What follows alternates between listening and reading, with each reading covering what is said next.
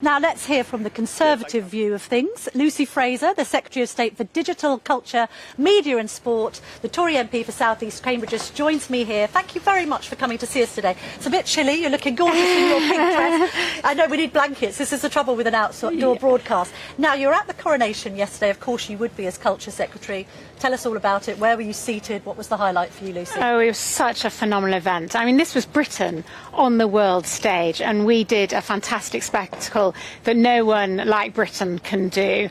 I thought the coronation itself, the service, the whole event was really spectacular. What was your favourite part? So there were so many bits, because there was like true tradition, which was fantastic to see. I really enjoyed the procession coming into the Abbey, because we saw Princess Charlotte holding Prince Louis's hand and her looking after him. That was fantastic. But at the same time, we saw religious leaders, heads of state wearing their traditional clothes, and I just thought it was a fantastic celebration and a moment of international unity. And obviously DCMS were absolutely central to the planning. You pleased with how it went? I mean, it went without a hitch, I think, from your perspective. Yes. There was a bit of a problem with the timings. I think the King arrived 6 minutes too early at the Abbey. Did it matter? I don't think it mattered. You're right, my department has done a huge amount of work to ensure that the coronation went smoothly. And I was so proud when I was there, sitting there. I was proud to be British. And I know a lot of people felt that too. Now, were you proud to be a Tory woman observing your friend and colleague, Penny Mordaunt? Tell us about how she prepared for that. And did politicians realise, because the public didn't, that she would play such a central role? I thought she did an amazing job. She was so fabulous. So I spoke to her before it actually, so I knew she was playing an important role, and she was there for the whole time. But I didn't appreciate how heavy the sword would be, you know, what exercises she'd had to have done in order to ensure she could do that. But I thought she did a fantastic job. Yeah, you won't be taking her on in an arm wrestling contest. Absolutely not. Anytime no, soon, definitely not. And what did you think about the police handling of the protesters? There were over 50 arrests. Graham Smith, the head of Republic, as we've said already, he got arrested by police. A bit over the top. There have been concerns about the Conservatives' policies on protests, that this new legislation, it's a sledgehammer to crack a nut. They're actually impinging on people's right and freedom to campaign against things like the monarchy. So you will know that the police are operationally independent, and you mentioned the legislation we brought through. I think it's absolutely right that we did that. I think we've seen a shift in recent years in how people are protesting. It's absolutely right. People have a right to protest. We live in a democracy. It's an important part of our democracy.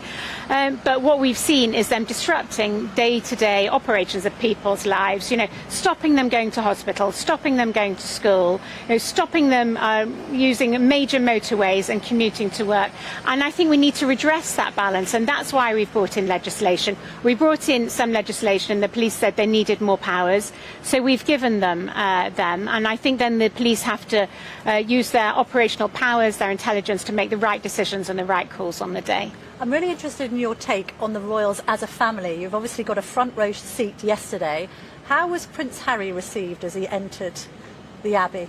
I think what was fabulous about that event is that it was a huge family moment. It wasn't just Prince Harry, but obviously there was Queen Camilla's family there, as well as the royal family, the King's family. Yes. And I think that was lovely to see. And did you think the balcony show, that idea actually of it being representative of blended families in Britain, is a good thing? I mean, we've commented with some of the other contributors today that back in the 90s, the idea of Queen Camilla would have been anathema to a lot of people, and now here she is with the crown on her head alongside the King. Is that an image that you thought we'd ever see in our lifetimes? I think what we see, and what we saw in so many different aspects of the coronation, was tradition at the same time as modernity. And I think that the King really wanted to ensure that was the case. So there were some changes to the service, bringing it more up to date, specifically, for example, in relation to religious leaders.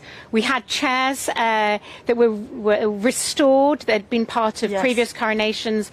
We had both songs that had been part of the coronation since the coronation first took place, as well as new songs as well. So the anthem, which was composed by Andrew Lloyd Webber. So I think what we saw today is a monarchy that understands tradition, but also understands that it needs to keep pace with modern time. We've mentioned keeping pace. Are you keeping pace with your own voters?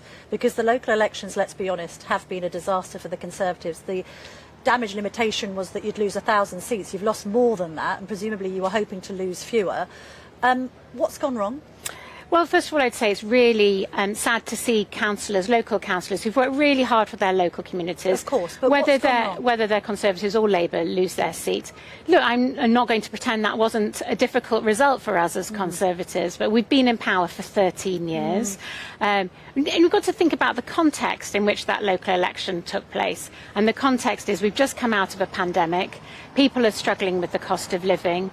We're still in a war with Ukraine, which we are quite rightly supporting. But a Conservative government should be well placed to provide solutions to those problems. And actually people think you're being unconservative, not least with your high tax policies, not least with your business taxes. We've had complaints about the VAT on luxury goods in London particularly.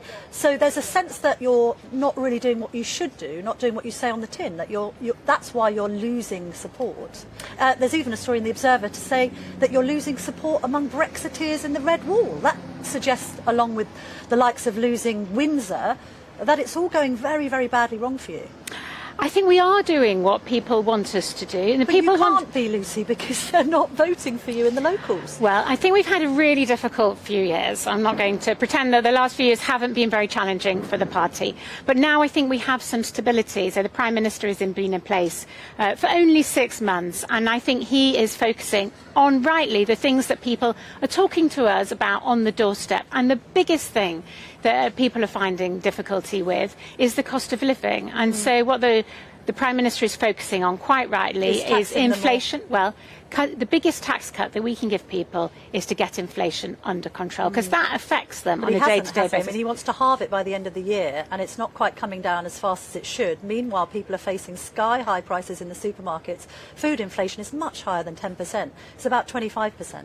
So when's this all going to be happening? So we have seen inflation come down, and it is projected. Not enough, though. Well, it's projected to fall to just over 2.9% by the end of the year. So I think then people will see a change in their day-to-day living. I think what we need to do is make sure that we deliver on those promises that we've made, and I think we've started to deliver. And I must say, just knocking on doors throughout the local election campaign, I do feel that people are starting to give us the opportunity to show them that we can deliver. And I think when we have, I think then we earn the right for them to trust us. Rishi Sunak only went to Darlington, which is about 5 minutes from his own constituency in Richmond. Why didn't he travel more?